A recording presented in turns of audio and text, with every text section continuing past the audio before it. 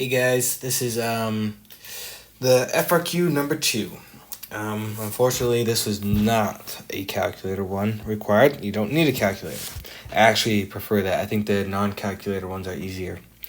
Alright, so the graphs of the function f and its derivative f prime are shown. So we got f prime.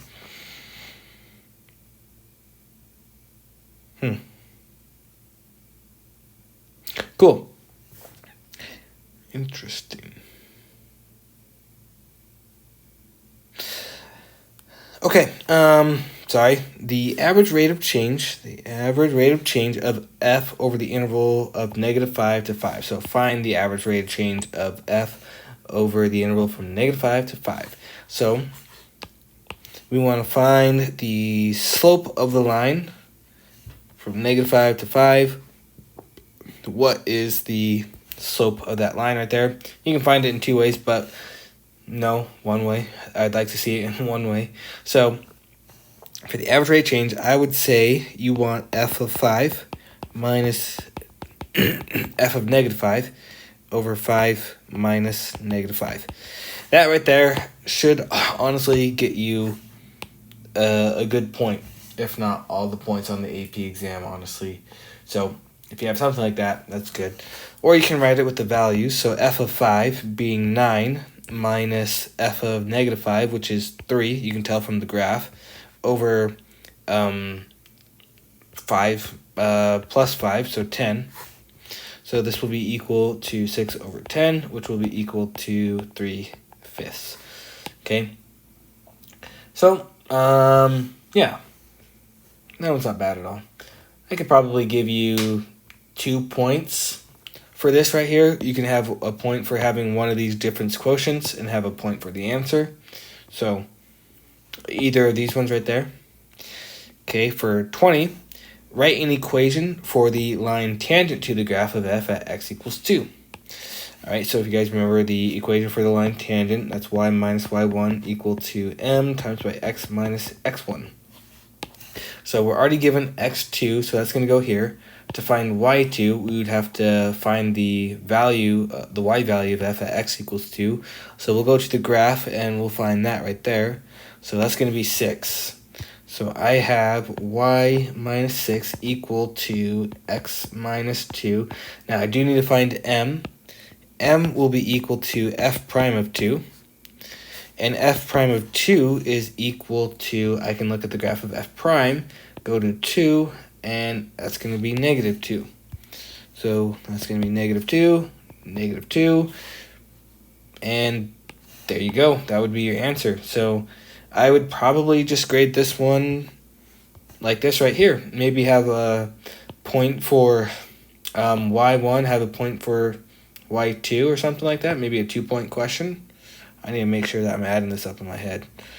For question 21, so for each of the limit as h approaches 0 of this, and for this right here, find the value or give a reason as to why it does not exist. So you don't actually have to find the limit of this expression right here if you can recognize that this just means right here, that means f prime of -1. And then this part this one right here, it's just saying f prime of 3. So if you can recognize that, let's find f prime of -1 by looking at the graph. So f prime, wait, was it 1 or -1? -1. F prime of -1